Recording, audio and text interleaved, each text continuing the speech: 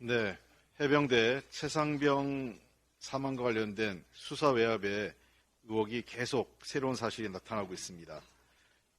수사 의혹 의혹의 핵심 인물인 임기훈 당시 국방비서관이 김기현 해병사령관과 최상병 실종 이후 최소 7차례 통화한 걸로 확인됐습니다. 첫 통화는 실종 3시간 뒤에 있었고 숨진 채 발견된 다음 날 아침에도 통화한 것으로 언론이 보도하고 있습니다. 그러나 임기훈 전 국방비서관은 당시 국회에 출석해서 최상병 사건 관련 전혀 해병대 사령관과 통화한 사실이 없다고 발언했습니다. 이것은 국회 증감법을 위반한 것이죠. 거짓말로 본질을 호도하고 국회와 국민을 농락한 것입니다. 군 검찰도 마찬가지입니다. 이미 두 사람이 통화한 사실을 알고 있었는데 군 검찰은 임 전 비서관에게 이 통화 내역을 제대로 따져 묻지도 않았습니다. 부실 수사죠. 군 검찰은 박정원 전 수사단장 재판에 김기한 사령관의 통화 기록을 증거로 제출하면서 임 전 비서관 이름을 모두 지워서 제출했습니다. 이것은 고의로 수사 기록을 은폐한 것입니다. 대통령실의 직접적인 개입 정황이 여러 차례 드러났음에도 군 검찰은 최상병 사망 사건의 수사 의혹을 덮기 위해서 박 전 단장을 항명죄로 수사합니다. 군 검찰이 수사 과정에서 임 전 비서관과 김기한 사령관이 수차례 통화한 사실을 확인하고도 모르쇠로 일관한 것은 유가족의 절규를 무참히 짓밟은 것입니다. 특히 군사법원에 증거를 제출할 때 안보실 임 전 비서관의 이름을 지어서 제출한 것도 은폐의 시도죠. 이래서야 누가 군 검찰을 믿겠습니까? 결국 군 검찰도 이 사건을 덮으려고 한 것은 그럼 더 큰 권력이 뒤에서 작용한 것이라고 보입니다. 그 더 큰 권력이 누굴까요? 이 더 큰 권력을 밝히는 방법은 이제 국회에서 국정조사를 할 수밖에 없습니다. 이미 우리 당은 국정조사 특별위원회 구성을 마치고 명단을 의장실에 제출을 했습니다. 국회법에 따라 절차대로 해야 됩니다.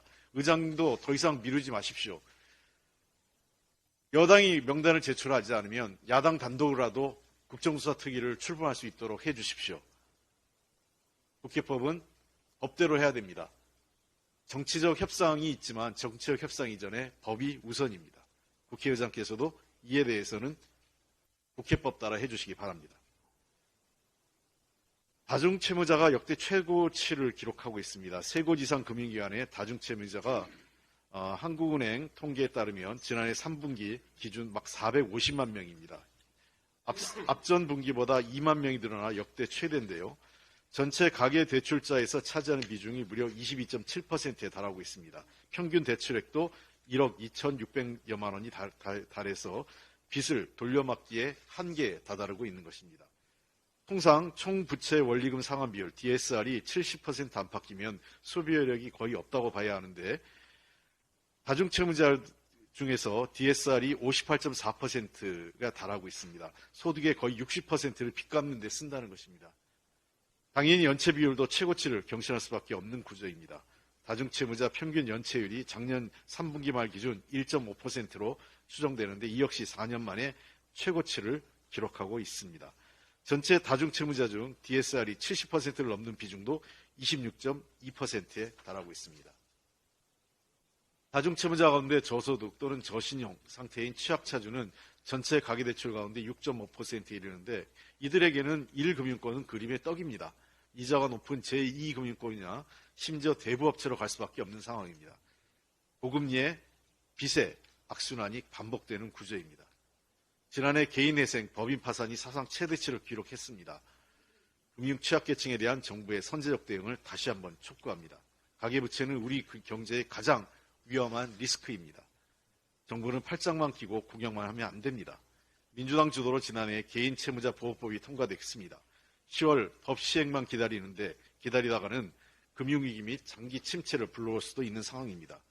고금리 장기화로 당분간 가계부채와 연체율 상승이 불가피합니다. 정부가 보다 선제적인 대응을 해야 되고 법 시행 이전에도 금융감독 당국은 금융기관에 보다 명확한 지침을 내려서 선제적으로 채무조정을 제도하고 채무자의 과도한 연체이자 부담을 완화하는 선제적 조치가 필요합니다. 한 가지만 더 말씀드리면 한동훈 비대위원장이 최근에 정치적 발언의 행태를 보면 이분이 과거 검찰에서 수사를 이렇게 했구나 짐작이 합니다. 본 수사와 전혀 관련 없는 일종의 망신주기, 모욕 주기 방식의 발언을 통해서 피의자를 압박하는 방식으로 수사하는 전혀 아주 나쁜 형태, 별건 수사나 모욕 주기 수사가 검찰의 반인권적 행태의 대표적인 건데 이러한 방식을 했겠구나라는 짐작을 하게 해줍니다. 최근 들어 정치권에 들어왔으면 좀 더 정치적 신인으로 좋은 정치를 좀 했으면 좋겠는데 과거 이런 본질과 관련 없는 망신주기나 모욕주기 방식을 통한 나쁜 관행을 정치권에 오염시키고 있는 것 같아요. 정치 신이면 좀 정치 깨끗하고 좀 잘해 주시기 바랍니다. 그래도 비대위원장 아닙니까? 이상입니다.